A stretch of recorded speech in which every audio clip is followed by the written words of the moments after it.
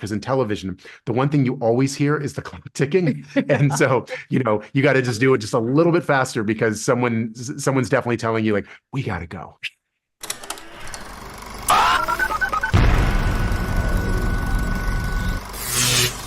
Hi, I'm Kristen Maldonado from Pop Culture Planet. It's so great to meet you. How are you today? I'm great. Thanks, Kristen. Thanks for having me. Of course, thank you.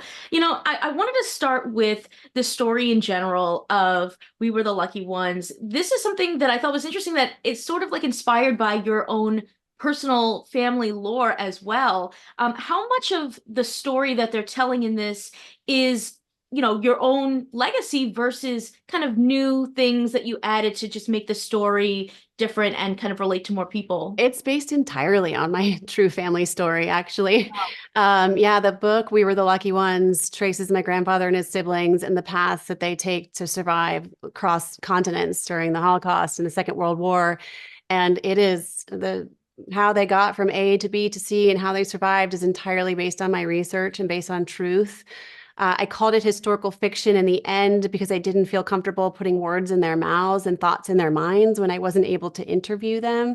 But I did have a lot of incredible source materials. I interviewed second generation cousins and had some Shoah interviews through the Spielberg's Shoah Foundation and lots of records that I was able to unearth. So, yeah, I almost published the book as nonfiction and then ended up deciding on historical fiction. And with the series, we really tried to honor the story. We really barely veered from it unless we had a timeline issue where we just didn't have the time to tell the story in its entirety. We might combine a couple scenes, but it is very much based and rooted in truth. Thomas, you've done a lot of directing of stage and musicals. So how does that kind of influence your work when you're coming into something like We Were the Lucky Ones? One of the things you learn when you're making a musical is that the organism is only as strong as its weakest department. So if every department is strong, then you have a chance because there's too many moving pieces. And television is like that, but just at earlier hours and working later. So it's a lot of those similar skill sets about how do you try to bring a group together and unify the group?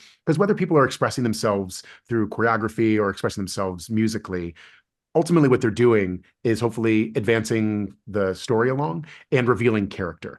And that's something that's like my job is the same no matter where I am, trying to take the architecture that exists on the page and make it into a building. So I think that, Eric and I met doing a play with, five characters, six characters. And that also informed it. Not only did it develop our own way of connecting and talking about problem solving, which is so much of what this job is, but also those rehearsals where you're working to try to get that scene just right. All of a sudden, what took you 4 hours, back when you were 30 years old, now you might have the information, the language, and the experience to do the same work a little faster. Because in television, the one thing you always hear is the clock ticking. And so, you got to just do it just a little bit faster because someone's definitely telling you, like, we got to go. How active were you on set in making sure that your story got to be told the way that you felt, honored it the best way? Yeah, I'm so lucky that I got to partner with a dear friend to bring this to life. So Tommy Kail, who is our director and one of the producers, he optioned the book. I've known him since I was 19 years old. So to be able to work with him and someone I trust so dearly and who's so phenomenally talented felt like a dream come true. And he introduced me to Erica Lipez, who I immediately fell in love with, and she took this story into her heart. And we just worked together every step of the way from pitch to the writer's room. I got to be involved there every day in the writer's room and helping to break episodes and answer questions and provide source materials. And then to set, I was on set as much as I possibly could. And then post-production, I've been involved in the editing process as well. So I'm very aware that this is a once in a lifetime thing happening for me right now in terms of the content. It's so incredibly personal. And it's been my passion project for 16 years of my life now. And to be able to do this and be a part of it, I feel very, very grateful. Erica, I'd love to hear about what it was like adapting Georgia Hunter's family story for the screen and if there was anything that you were like, oh, we have to make sure that we get this in there. Oh gosh. I mean, I think when I read Georgia's book, it was one of the most incredible, compelling stories I had ever read. And I mean, you want to get everything in there. I think it was the most incredible guide for making the series. And I think the real gift of adapting it was bringing Georgia along with us. She was with us every step of the way. She was in the writer's room. She was with us in Bucharest and Spain. And I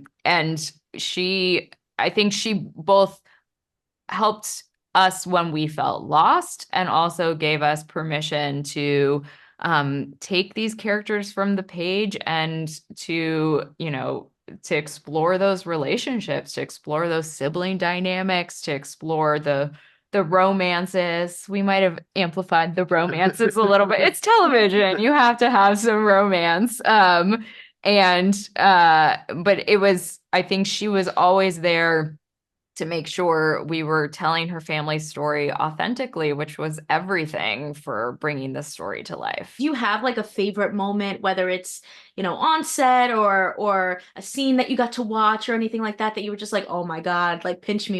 So many, impossible to pick a favorite, but one that stands out, my grandfather, Addie, who Logan Lerman plays so beautifully in the show, he was a composer in real life. And I'll never forget the first day on set, where it's the first family Passover. And you see this in episode 1, and he sits down at the piano to play a piece of music that he wrote in real life.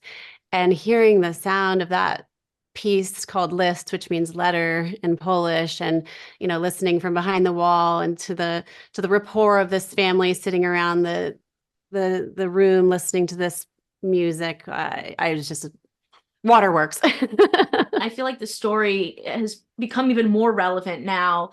What do you hope that people take away from it? Yeah, it does feel scarily relevant at the moment, but at its core, this is a story of courage and perseverance and love. And, it brings, for me, it brought a sense of humanity and a sense of hope. And so I hope audiences take a little bit of that away too. For me, I think what drew me to the project was the family at the center of it, the Kurtz family. I was so moved by, I think the story, of course, tells their survival stories throughout these 9 years, but I think it's so much about the moments in between, the moments of humanity and compassion, the moments of love and laughter and making music. And I think just getting to live alongside them has really fundamentally changed me as a person. I think it's reminded me how much we have to lead with compassion and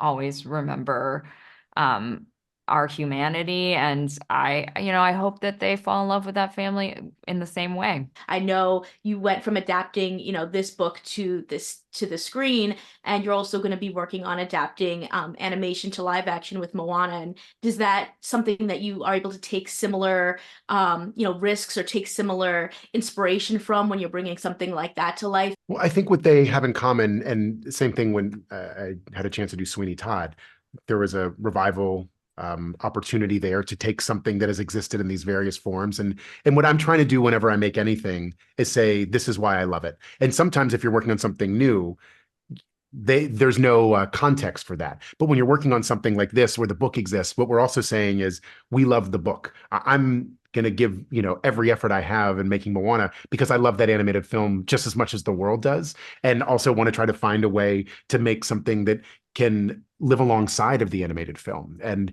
have the quality and the integrity that it did. So that's certainly the aim for sure. I love that. Well, I want to thank you both so much for your time, and congratulations. Thank you so much. Thanks for watching. Consider subscribing if you like my videos, and if you want to talk more TV and movies with me outside of the comments section, check out my Patreon at patreon.com/kmaldo. If you like this one, you can check out more of my videos right over here. See ya!